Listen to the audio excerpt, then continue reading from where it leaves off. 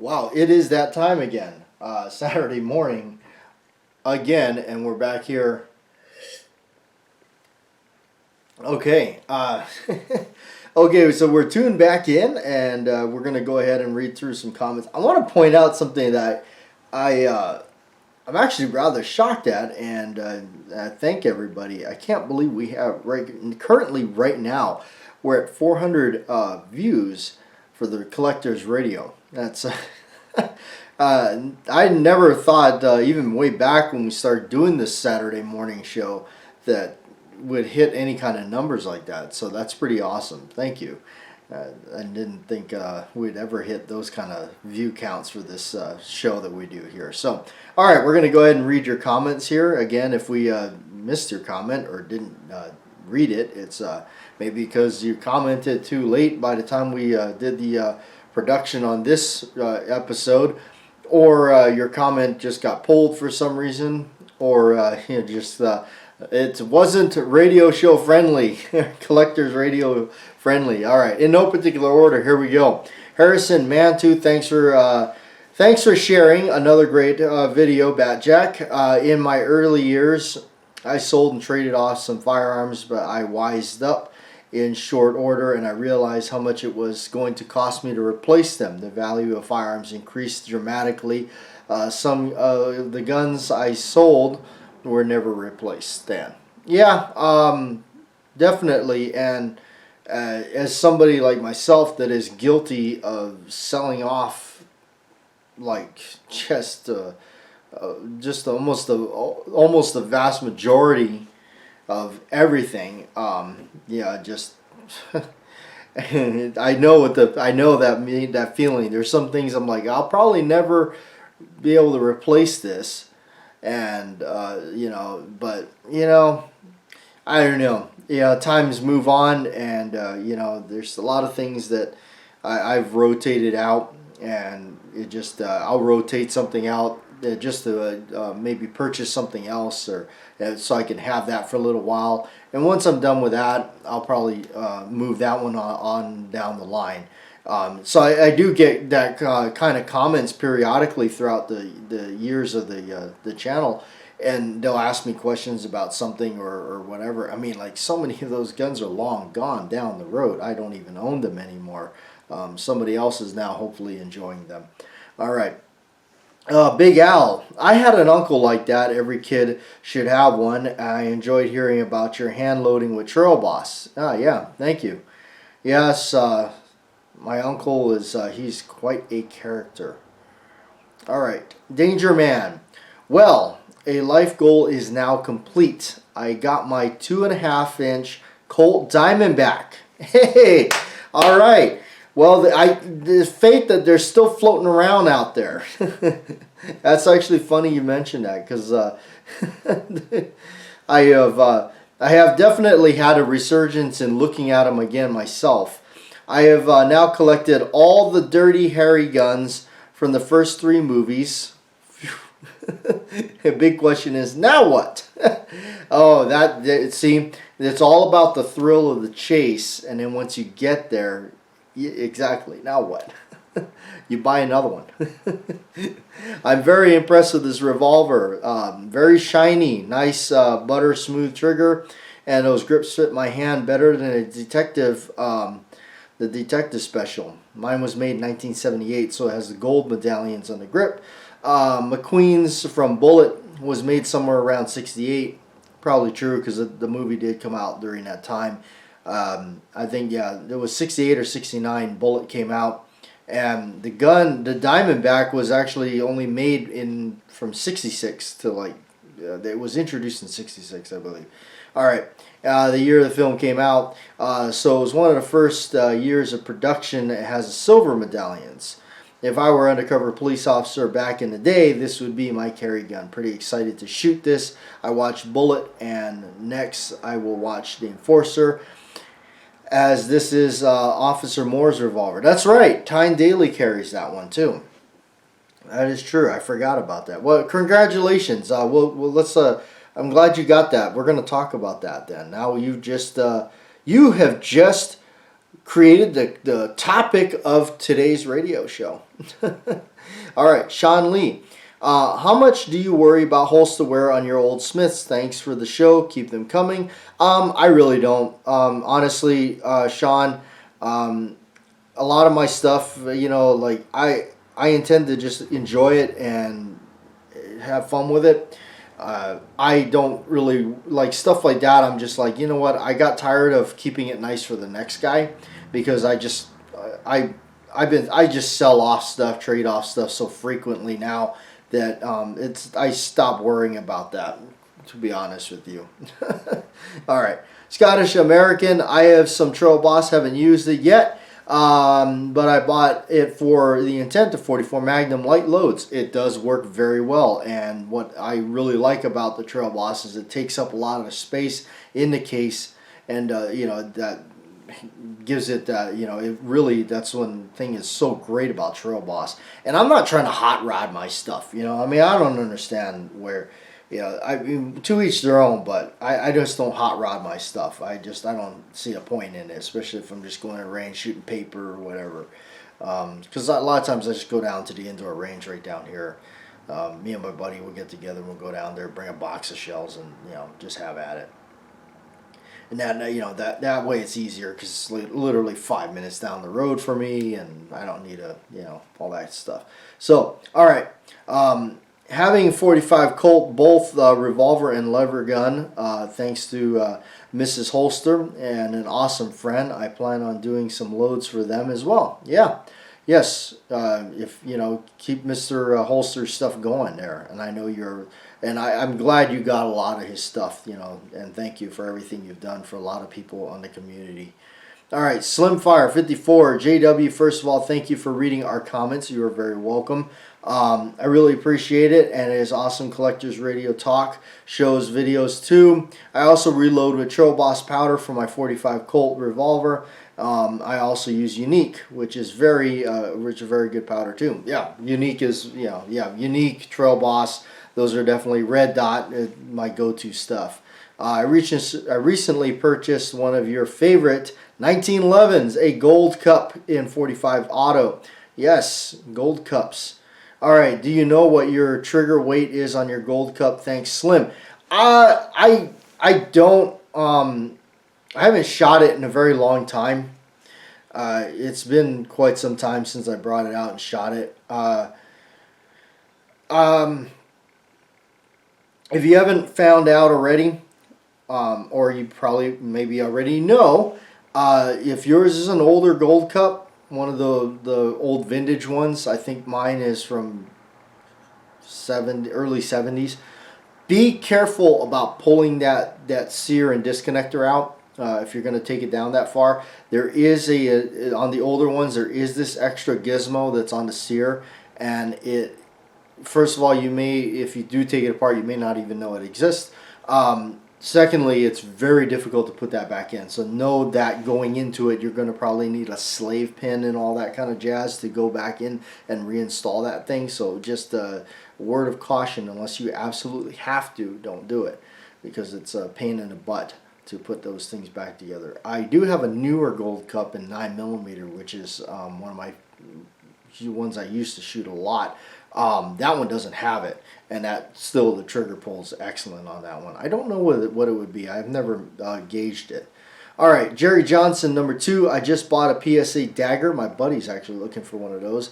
Full-sizing gray color with a threaded barrel and suppressor height sights on it, with 10 Magpul mags, which I actually, I gotta say that a lot of times with certain the G word but the Magpul magazines work actually pretty well for those. I used to have a lot more of them than I do now.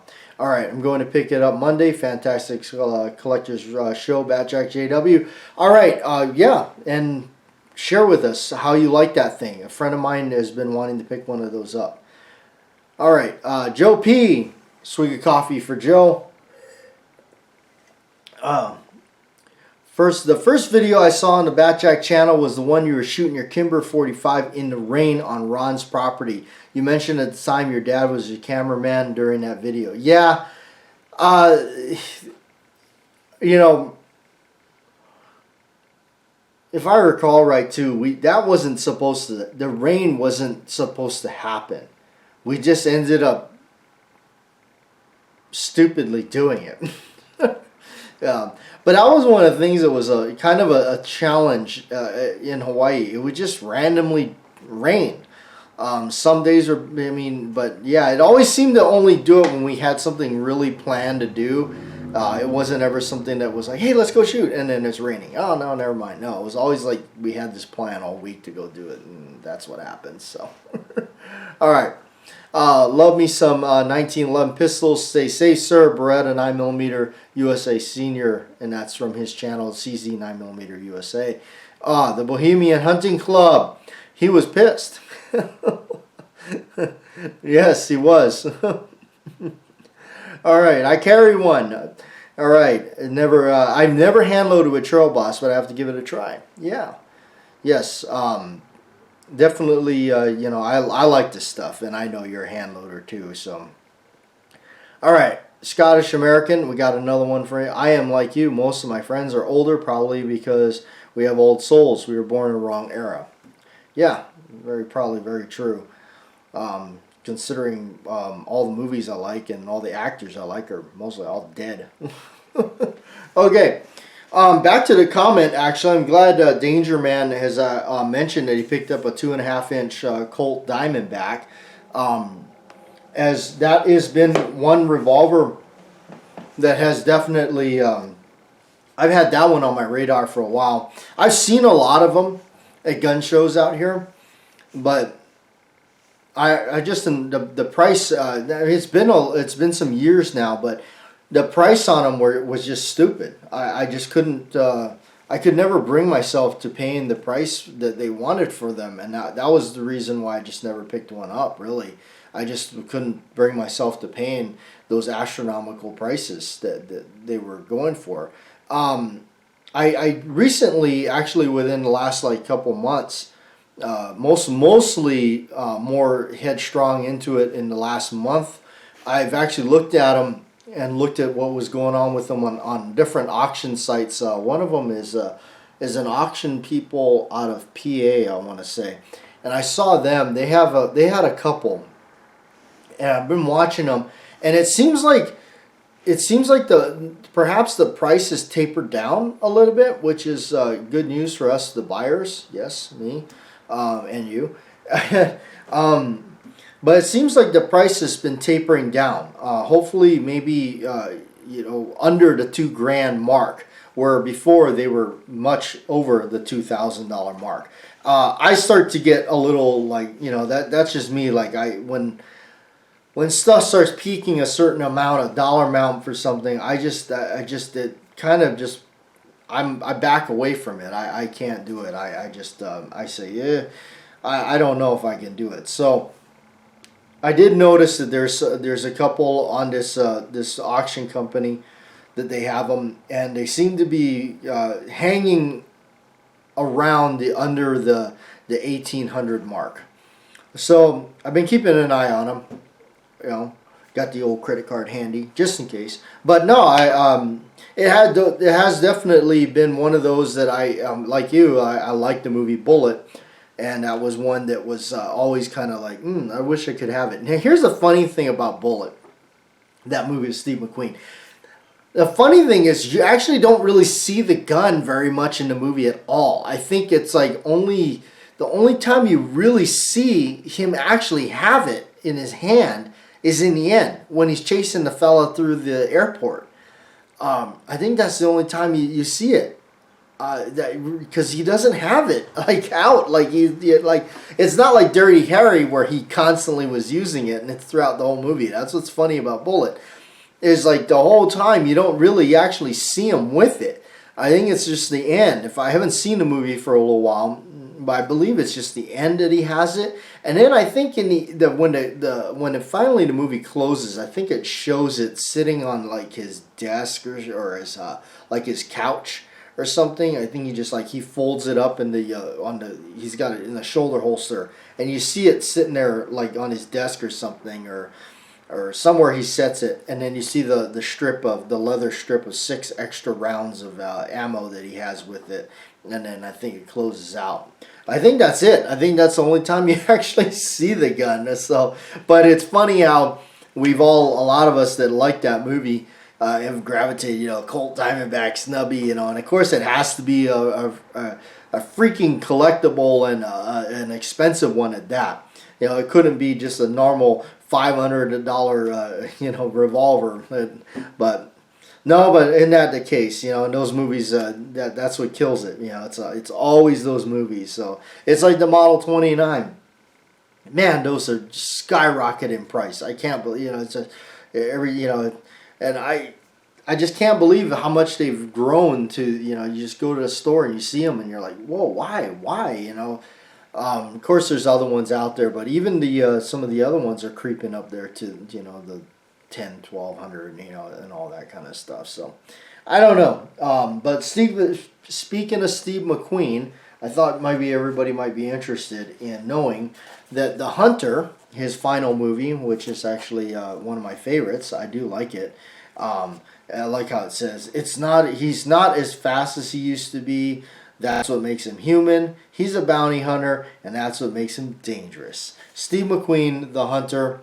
It is out on, I noticed that this at the record store. I don't know how long it's been out, but it got a Blu-ray releasing, and by Kino Lorber Productions or whatever, the corporation that they've been doing a really good job. KL Studios. So if you ever see that on a spine in your local record stores or wherever it is you shop, if you buy physical media like I do,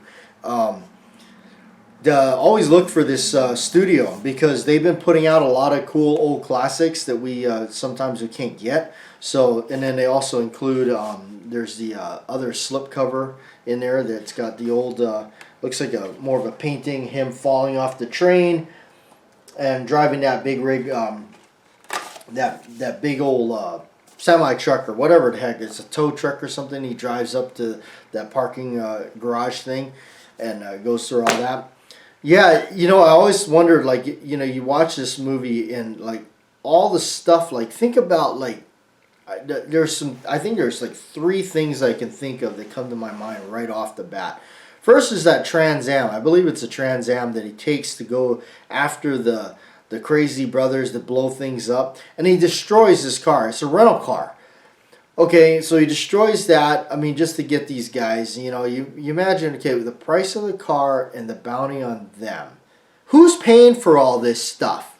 Who's covering this stuff? The other one, that tow truck that he drives up through the parking garage, literally just demolishes this guy's car as he's sitting there just staring at him as it's it's like a giant can opener opening up the side of this guy's car, and he just stands there and looks at him, and then of course all the damage he does. I think he pushes the guy, or the guy ends up going right off the whole parking structure and crashes through, and he lands on the bottom, and of course obviously he probably didn't make it, but again, who's paying for this stuff? And then in the end he blows the school apart. Like, I think he like open up a bunch of the chemistry class gas nozzles and blow the place up. So it's like, who's paying for this stuff? But McQueen, he died really like less than a year after this was made. He went very sadly quickly, and that's the sad thing about McQueen. McQueen had such a short career. Wish he would have been around much longer, because he really, if you think, Bullet came out in '68. He was getting to the top of his game already. He was just like it was launched, and it just needed to really blossom into all kinds of stuff, because of course after that, one of my favorites with him is The Getaway. He just started doing a bunch of good stuff. And another one actually that I believe predates Bullet, which is actually one of my other favorites, is Cincinnati Kid. I think that's a really good movie, but he just didn't have much of a good career, or not a long career is what I mean. yeah, I wish he would have had much of a longer career, because he was just doing a lot of really good stuff, and a lot of good stuff was coming out that he did. So, but yeah, I mean, the Hunter was one of, a really good one. Too bad. I wish I would like to have seen what more he could have done in it. But yeah, it's interesting, But congrats on picking up that Diamondback, the 2-inch Diamondback. Like I said, though, those have definitely been on my radar. But what has also just kind of drew me away from it was the price. So maybe if the prices, if I happen to see one, get one too. I'd like to showcase it here on the show for you guys, and of course the channel as well. But you know what? I do have a little goodie here for you. This is a Smith & Wesson, and this one here is a little kit gun, I guess they call it, a little 22 kit gun. These are a lot of fun. I would say this is probably the funnest little 22 pistol, revolver that you can get. A lot of semi-autos are good time, good fun, but you know what? There's something about a 22 little revolver, and of course, like something like this, and it holds a traditional 6 shots, which I love. But yeah, to be able to just pop them out and little shells come out, and really no recoil. You can shoot little shorts in this thing, and you not even really need earplugs if you're shooting outside or something like that. So, and the funny thing is, check that out. It's a frame-mounted firing pin. Everybody goes crazy about that. And this is a vintage. This is definitely an older gun.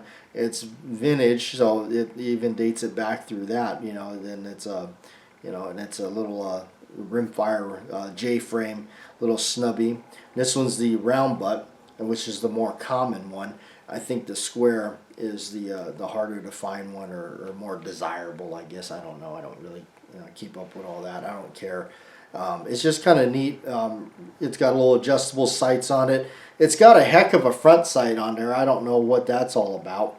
But it's got a cool profile. Nice, of course, original wood grips on there and everything. So really neat. Real neat little J-frame there that you got going on. So anyway, thanks for tuning in, and thanks for coming around and enjoying the show and everything. So we do appreciate that. More stuff to bring to you, more stuff to talk about.